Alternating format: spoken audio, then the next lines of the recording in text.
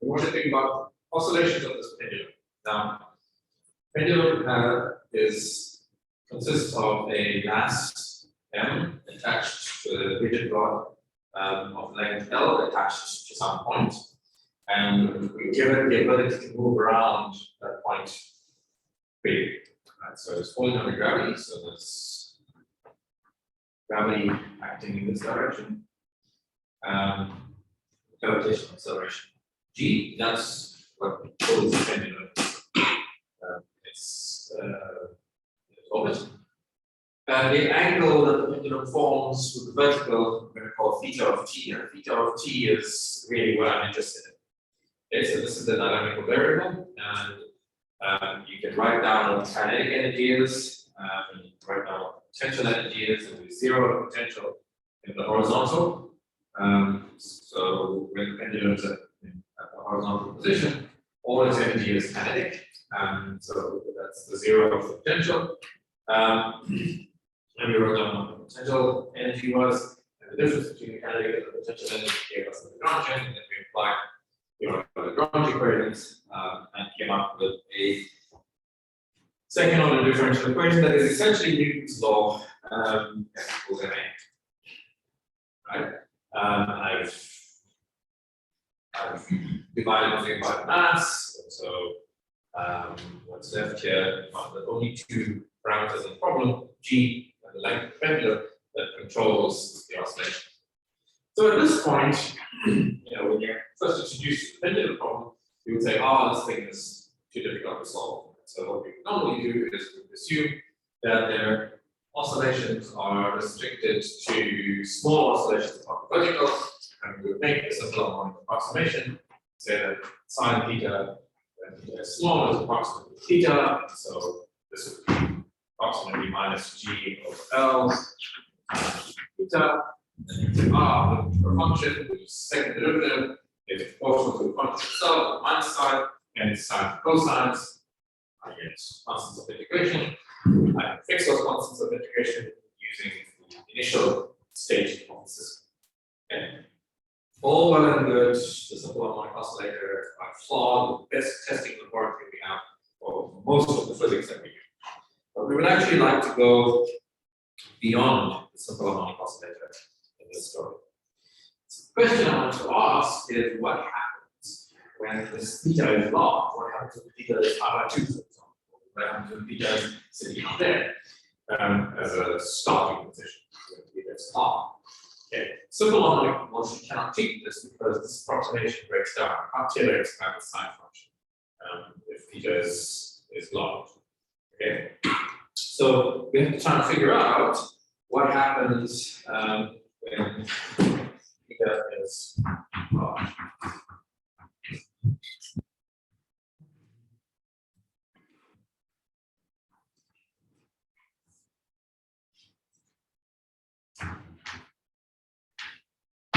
When theta is no longer small, there's a whole slew of new dynamics that enters this situation. For example,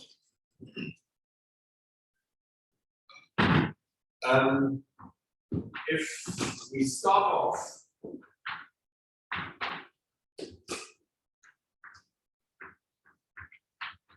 the pendulum oscillator at exactly theta equals pi at t equals 0. So we take this pendulum and we rotate it all the way up to this position, exactly that position.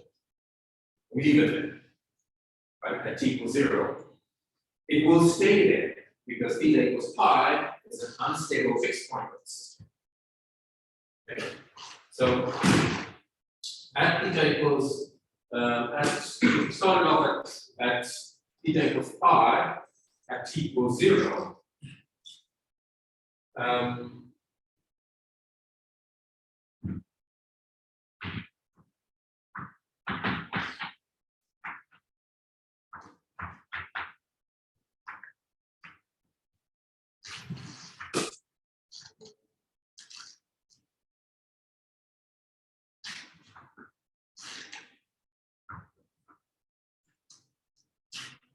And we can't see this in the dynamics governed by the simple harmonic oscillator.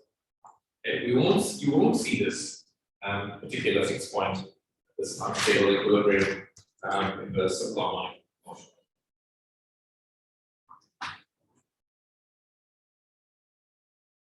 So, how do we treat this?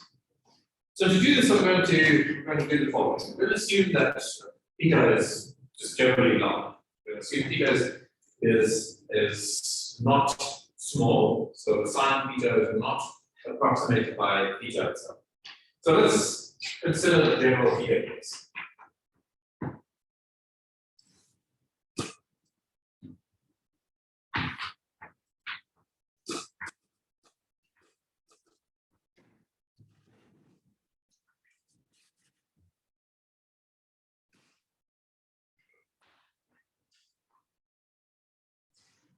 Okay. And I'm going to assume that the system is conservative, which means that the energy is conservative. Right? Which means that I have kinetic energy and potential energy on my hands, and the energy just sloshes back and forth between the two, but nothing is lost or anything else. You don't hear the pendulum, you don't, this is a perfectly frictionless point with no energy lost to the rotation. So, assuming that the system is conservative,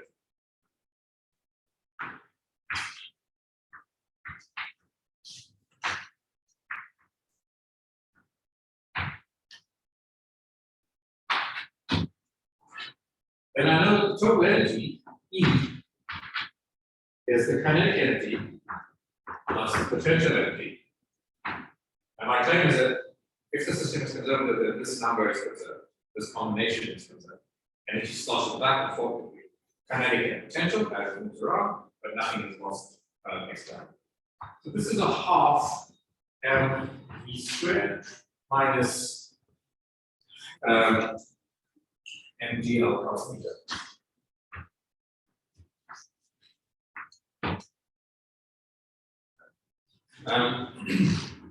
This v squared here is the linear velocity as we discussed the last time. So this is just half ml squared theta dot squared minus mgh plus theta. The minus side here comes from the fact that 0 to be horizontal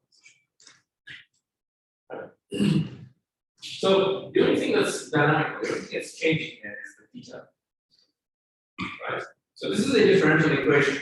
This is a number that has side. So whatever the number is, it's fixed. Okay, it's known. We make measurements, determine it. Once it's determined, it's determined. That fixed. M I know, L I know, G I know. Right. So this is a differential equation. It's a first order differential equation for theta as opposed to this one, which is the second order differential equation. So in a sense, if you compute the first integral of this equation, you will get this. Right. So what this means is that I can solve the theta. In particular, I can solve for theta dot. And I'll find that theta dot is plus or minus, because I have square root, say, the square root of 2 over m l squared times E plus m g l cos theta.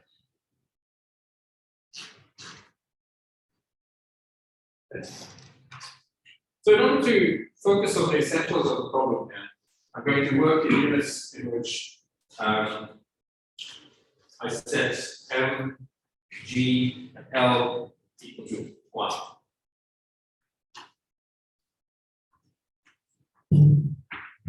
Let's choose units in which m, g, l are all 1. Just to focus on the problem at hand and not so much any of the units, which we can always reinsert by dimensional analysis, right? So at the end of the day, it's not a big deal. We don't lose any generality by doing this. But what we find here, and I'm going to choose the positive square root as well. Positive square root just tells me which direction I'm choosing positive for my oscillations.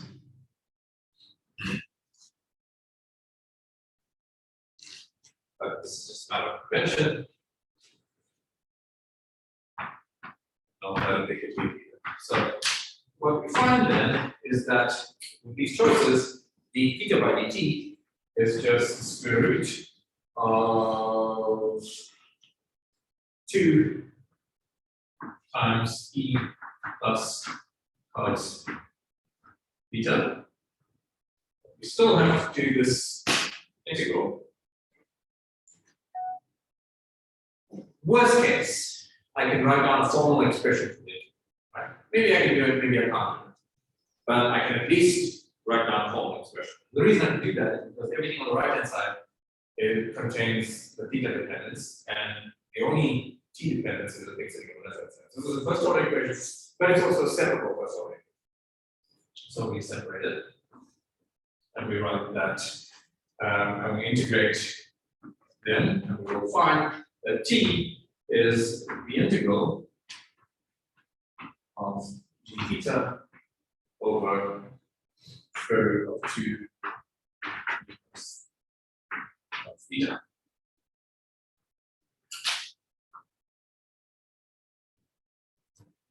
Okay, then really all we have to do is carry out that integral, and we're good to go.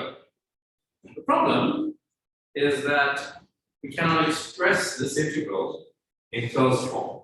Right now, you would have encountered a bunch of integrals that you can't express closed form, right?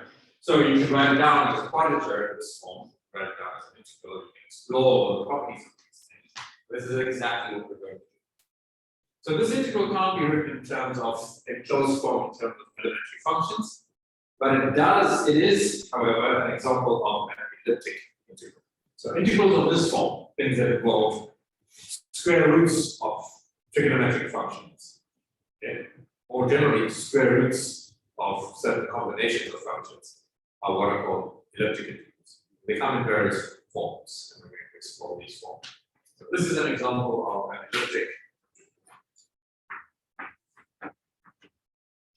integral.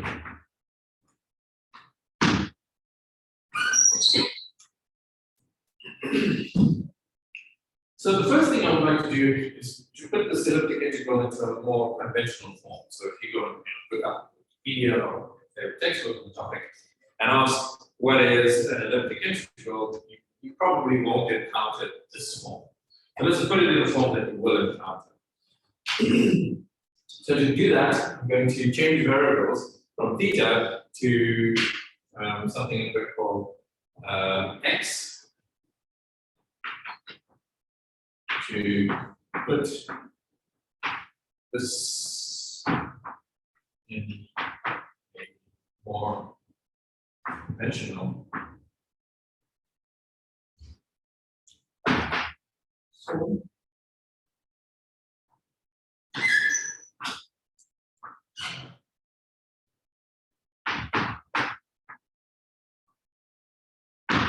Let's define x to be 1 over k cos theta.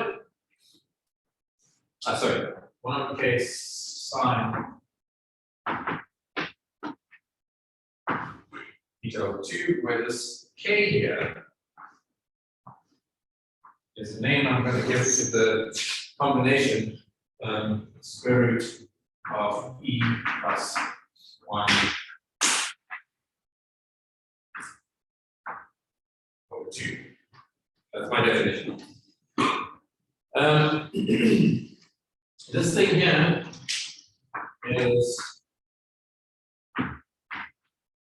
called the modulus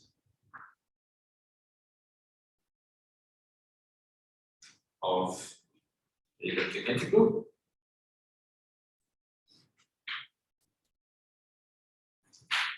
And from this definition, we find that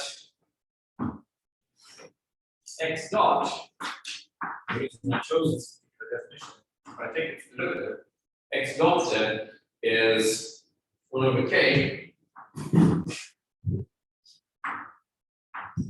times cosine of theta over 2 times a half theta dot.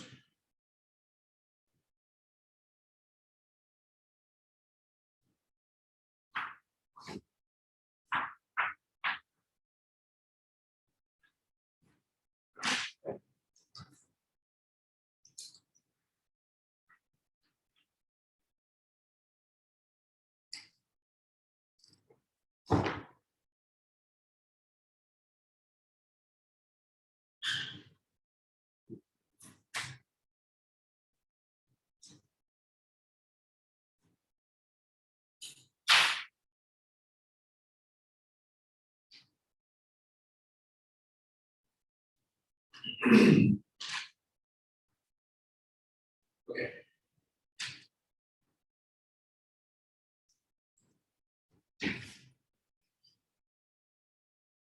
So if I write this in terms of x again, I will find that this is basically just square root of 1 minus x squared times 1 minus k squared x squared.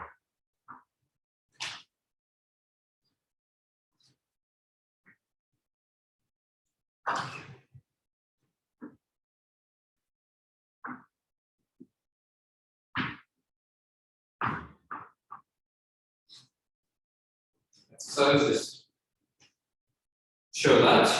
That's pretty good.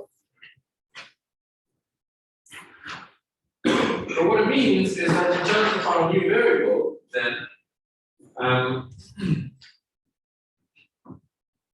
t is just the integral from 0 to, let's say, x. This is what I mean when I do an indefinite integral of, let's say, dy over the square root of 1 minus y squared times 1 minus k squared.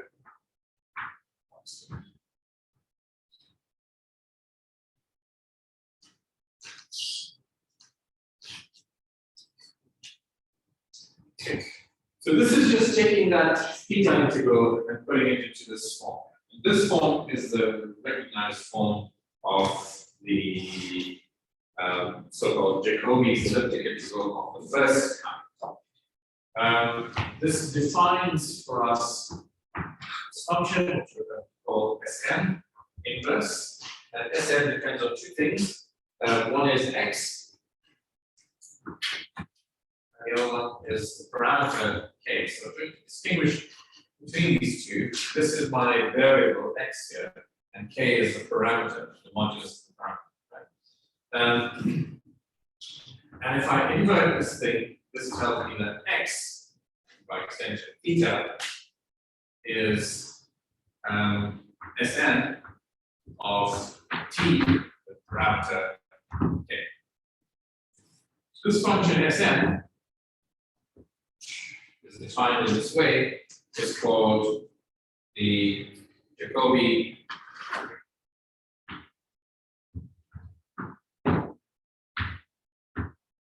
elliptic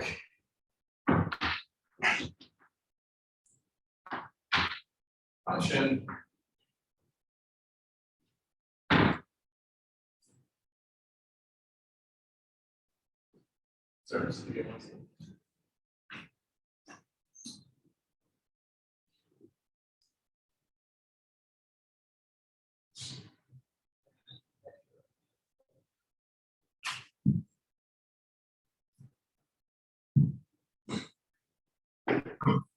So this is the Jacobi elliptic function of the first kind.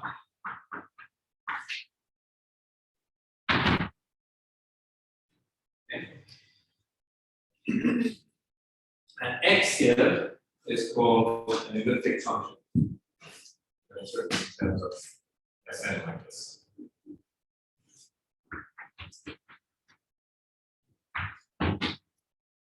Okay. So this is how we would solve for the pendulum problem.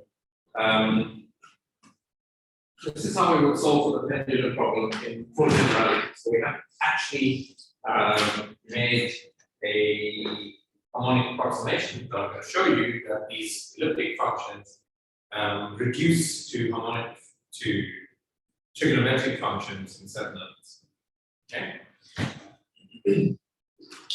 The reason these integrals are called elliptic integrals is because they're related to the ellipse. So, for example,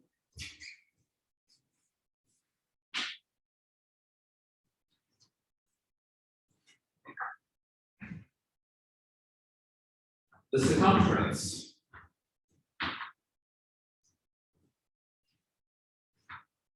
of the ellipse given by x squared over a squared plus y squared over b squared equal to 1 is 4 times the integral, 4a actually, times the integral of square root of 1 minus a squared x squared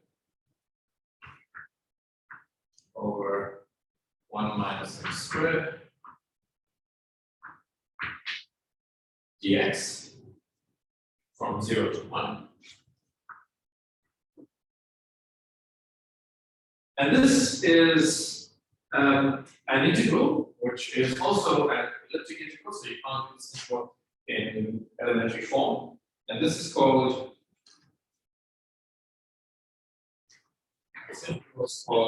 the Jacobi elliptic integral of the second kind.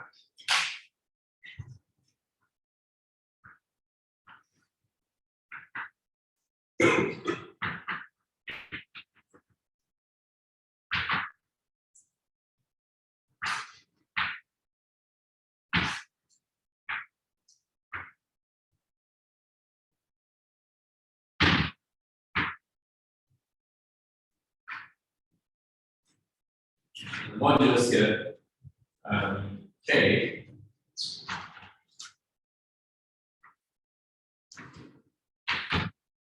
is defined as 1 minus b squared over b squared.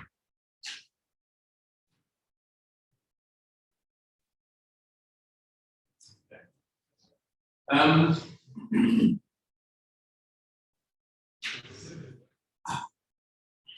So, in terms of our pendulum problem there, to actually treat it appropriately, we have to analytically continue this y to complex numbers, in which case I would have a square root of 1 minus y squared and a square root of 1 minus k squared y squared. We're sitting inside the square root, which tells me that there are branch points at y equals plus or minus 1 and y equals plus or minus 1 of k. That's when each of these square root vanishes. Okay, and if I really want to be careful about this, then I would have to treat these branch points with some k. But we're not going to go down that road. I just want to introduce the idea. And I want to introduce the idea of periodicity in 2 directions. That was my motivation for considering these functions in the first place. So what I would like you to do as a quick calculation is to go to the integral representation for the inverse Sn function. Right? So this is the integral representation for Sn inverse. And I want you to show that Sn, so show from its integral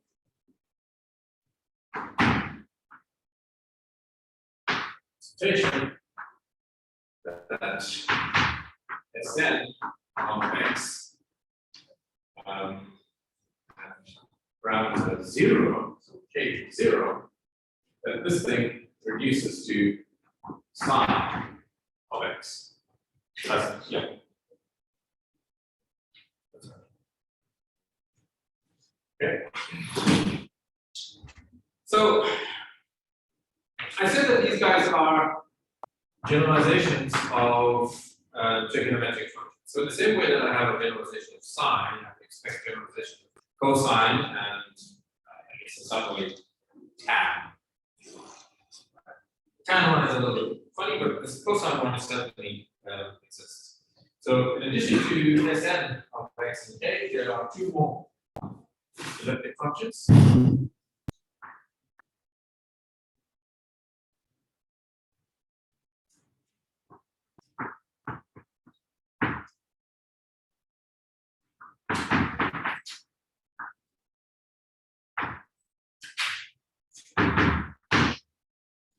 These are denoted Cn of x parameter k,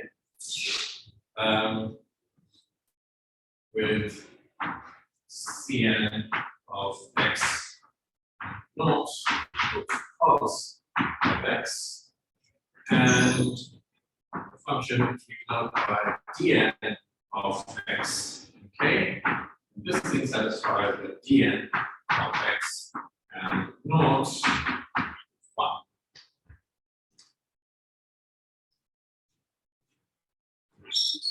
And all of these guys satisfy identities that are analogous to the identities that you're already well familiar with for trigonometric functions. So for example, Sn squared of x with any parameter k plus Cn squared of x k is always equal to 1. Again, set k equals 0, this satisfies the usual identity that we're familiar with. Similarly, k squared times Sn squared of x k plus Dn squared of x k is 1. The derivative with respect to x of Sn x k is equal to Cn of x k Dn.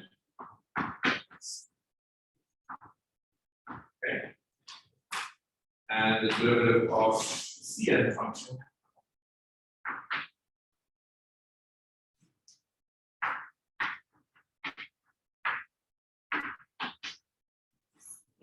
is minus Sn k Dn of x k, etc. So you can generalize all of the trigonometric relations that you're familiar with to these Jacobi elliptic integrals.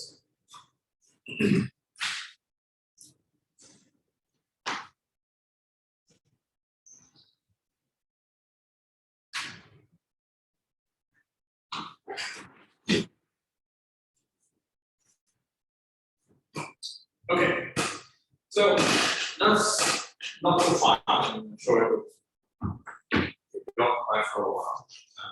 Generalizing all these identities. That's not really what we wanted to do. What I wanted to do was demonstrate that these functions satisfy the one property that I wanted, that they're doubly periodic. Okay. So now I need to tell you then what I mean by periodic.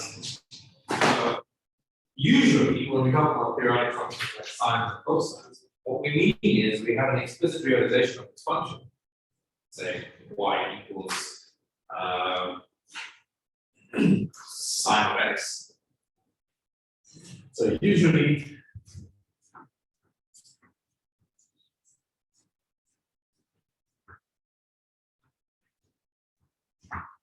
periodicity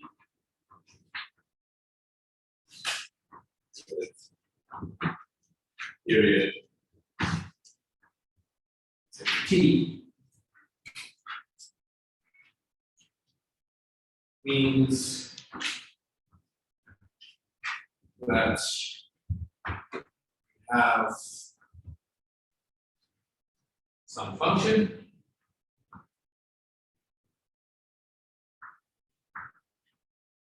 for example sine of x such that let's go with y of x such that y of x plus t is, that's what we mean by a periodic function. Okay. So I give you some function and I ask what happens to this function if I change its dependence on its independent variable x in this case from x to x plus t. And if it comes back the same, then we say that this function is periodic with periodicity t. Okay. But it turns out that if you think a little bit deeper about this problem, you don't actually need an explicit realization of this function, like sine of x, in order to deduce its periodicity. Okay. So let me give you an example and illustrate what I mean by this.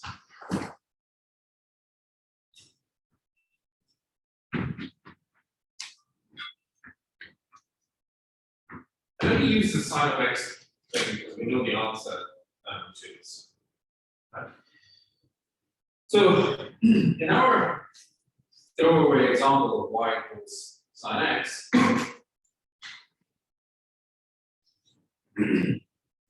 notice that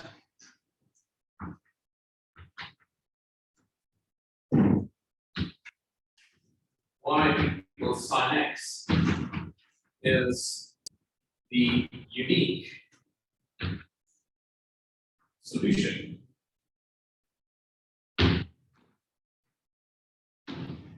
to the differential equation y dot squared, or let's say dy by dx squared equals 1 minus y squared, or equivalently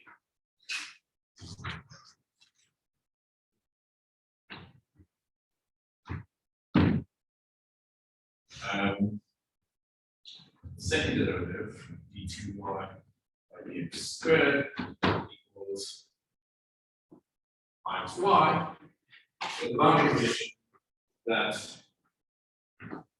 y at 0 equals 0. So this being the first integral of this. Okay. So again, if I didn't tell you anything about what this function looks like, and I said, I've got a differential equation. Y dot, sorry, d2y by dx squared is minus y, subject to y at 0 to 0, you will uniquely come up with the sine solution. Okay? You get the sines and cosines to satisfy this, but chuck this into the mix, and then the solution is unique to the sine. So now I can throw away this y equals sine x explicit realization and just focus on the differential equation. And I'm going to show you that I'm going to deduce the periodicity of the solution without actually solving the differential equation. So now we're going to pretend that we don't know how to solve the differential equation. But we have the differential equation, and we have this boundary condition, right? And I just want to deduce the periodicity. I don't really care what the solution is. I want to be able to deduce the property of the solution. That's all. So how do we do it? So we already know that whatever y is, when I evaluate that function, whatever the solution is expressed with, when I evaluate it at 0, it's 0. That's the condition, that's the constraint that solves the differential equation. So the boundary condition the boundary condition implies that if I take this differential equation and I evaluate the left-hand side and the right-hand side at y equals 0, I'm going to denote by prime d by dx here, then y prime squared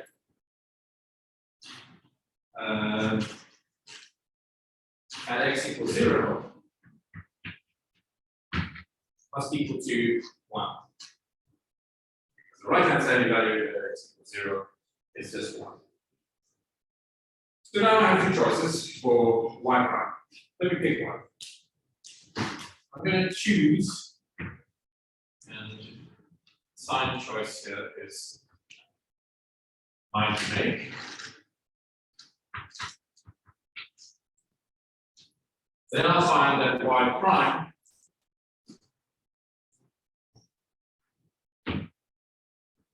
is equal to 1 at x equals 0.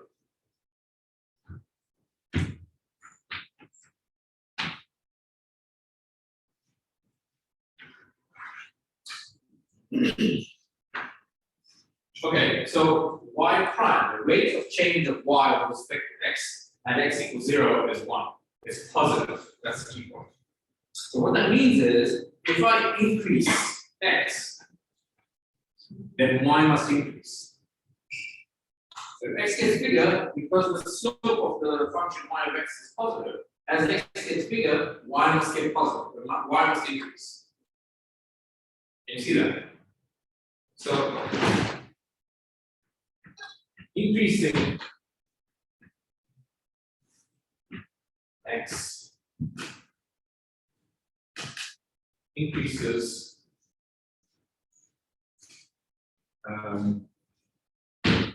y. How much does it increase?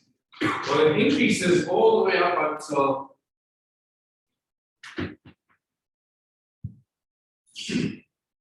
y equals 1. So y is this. So what's y doing? It's starting off at x equals 0, it's starting off at 0. Okay. Then we increase x from 0 and y increases. And it increases all the way up to 1. Why is that? Well, because when y is 1, the right hand side of this is 0.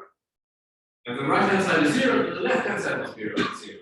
If the left hand side is 0, that means that dy by dx is 0. So it's a turning point. Okay. Okay.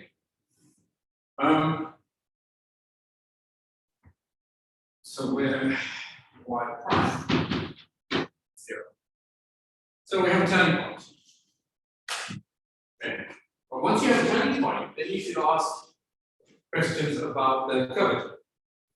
And questions about the curvature reside in the second derivative, which is why I wrote an equivalent form of the differential equation in the second derivative. Okay? So there, the second derivative at y equals 1. So if I evaluate this equation when y equals 1, I'll find that the second derivative is negative. So the curvature is negative. And if the curvature is negative, that means that y equals 1 is a maximum. It means that if I keep increasing x, it's going to come down again. So at y equals 1, y double prime is equal to -1, which means that y equals 1 is a local maximum of this stuff. Again, I'm not solving the differential equation, I'm using the differential equations to extract information about the function, about the solution.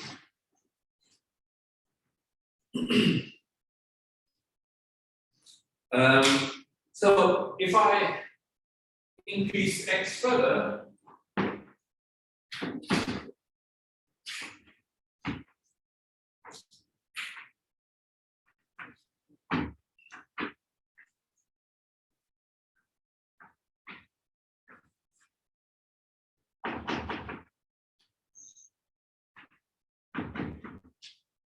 value of y comes down. How much down? Well, it'll come all the way down until I get to y equals 0.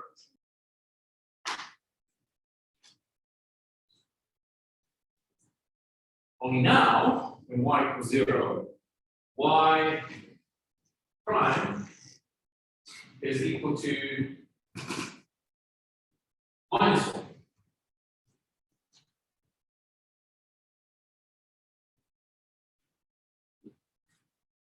So where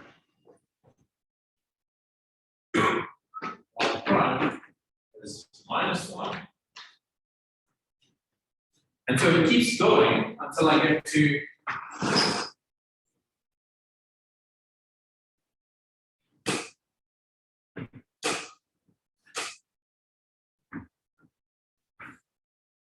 decreasing until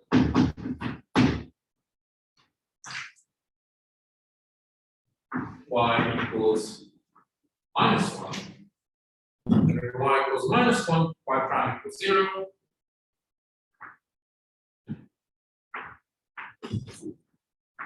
And y double prime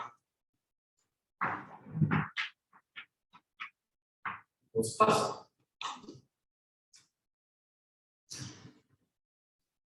Y minus 1. Okay. And so what happens is that this is a local minimum.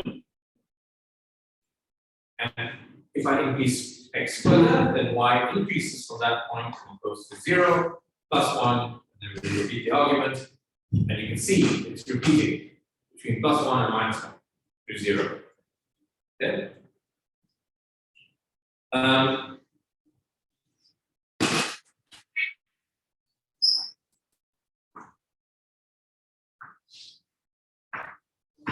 Increasing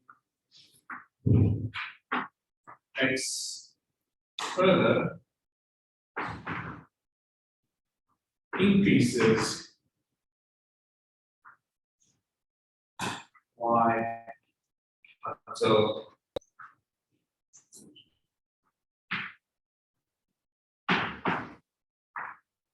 we get to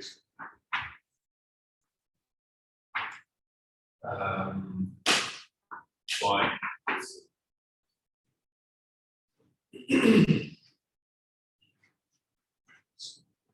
with now y prime plus 1.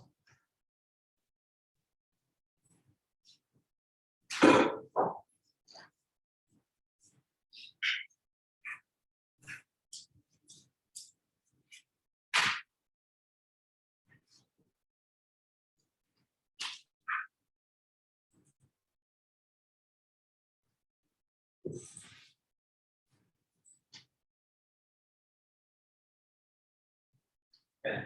So let me take a step back and remind you what we've done. We started at y equals 0.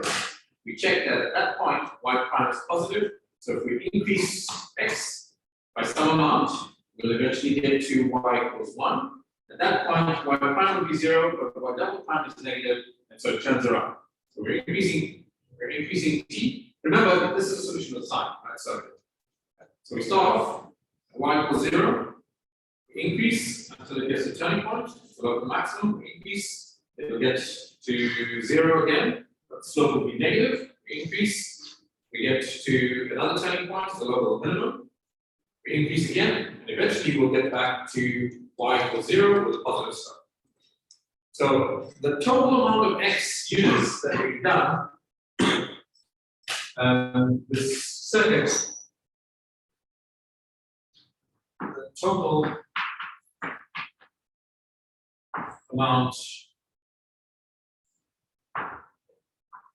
of x taken to make the circuit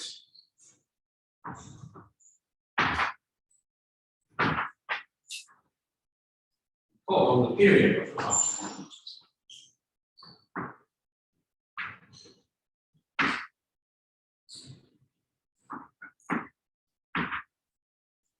I'm going to call it tau.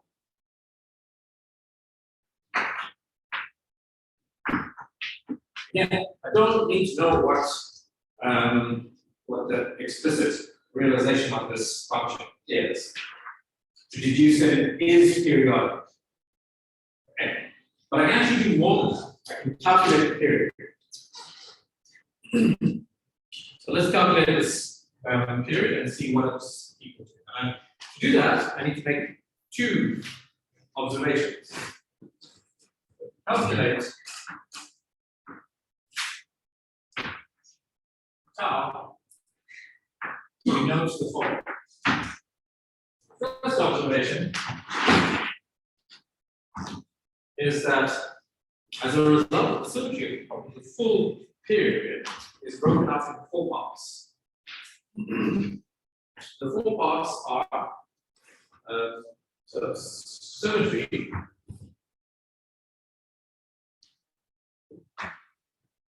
implies that tau is broken up into 4 parts. 4 parts are, let's call them A, and A goes, Y goes from 0 to 1. But B,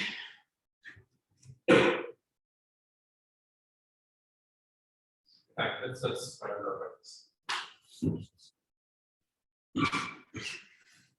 So Y goes 0 to 1, back down to 0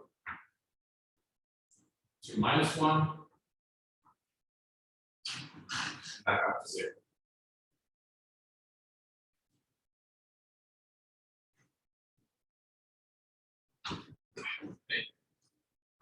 The second observation is that the formal solution to the differential equation I can get by taking the first form of the differential equation and just integrating it forward. So there's a formal solution.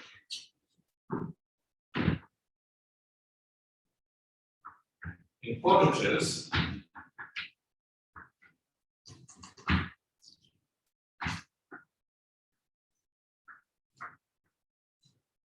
formal solution of the dE is that x is the integral from 0 to y of, let's say, du over the square root of 1 minus u squared. This is a formal solution that satisfies the differential equation as well as its boundary condition. Okay. As a quick calculation, do the integral.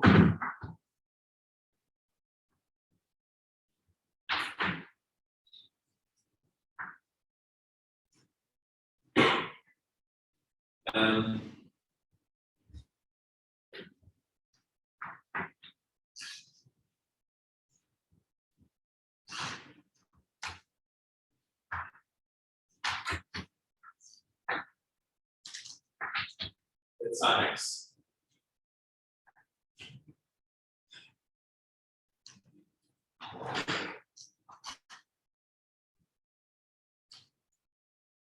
But the point here is that property 1 implies that 1/4 of this tau, 1/4 of that circuit, is equal to integral as y goes from 0 to 1 of this du over the square root of 1 minus u squared. So if I restrict myself to just 1/4 of this thing, and I know that it's broken up into 4 equal parts, so if I restrict myself to 1/4 of it, right, then that's 1/4 of the circuit, and y goes from 0 to 1, so the limit of this integral should be 1, the upper limit of the integral should be 1, and then I have an elementary integral. Okay.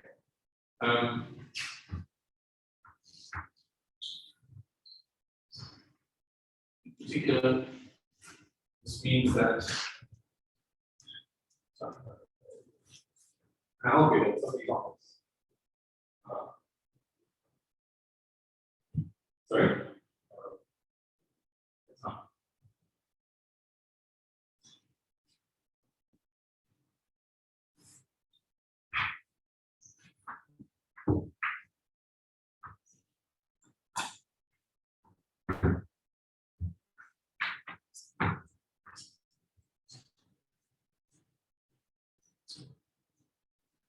Okay. And you can do the integral, and you can show that this thing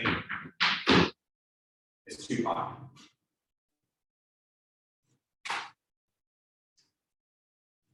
So I'm going to stop here. And I will pick this up again, where we will talk about applying the same argument. This is a throwaway problem that I made up, right? It's just exploring the periodicity of sine of x without actually writing down sine of x. Okay, I just have the integral, I can do the integral, and I use the period must be 2 pi. And it just came from looking at the differential equation. In particular, it came from looking at the integral representation of the solution of the differential equation. Okay, so happens that in this case, you do the integral and you'll get an elementary function. But in the pendulum case, we know already that we're going to get these elliptic functions we can't explicitly do.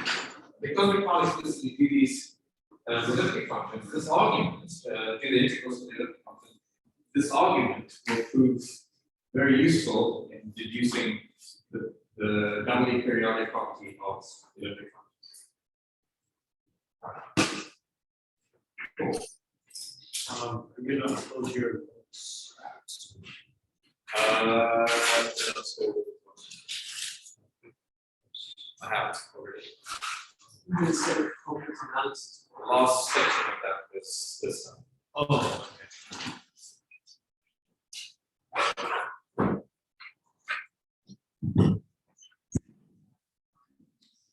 Yes, it's exactly, yes. Hello, Prof.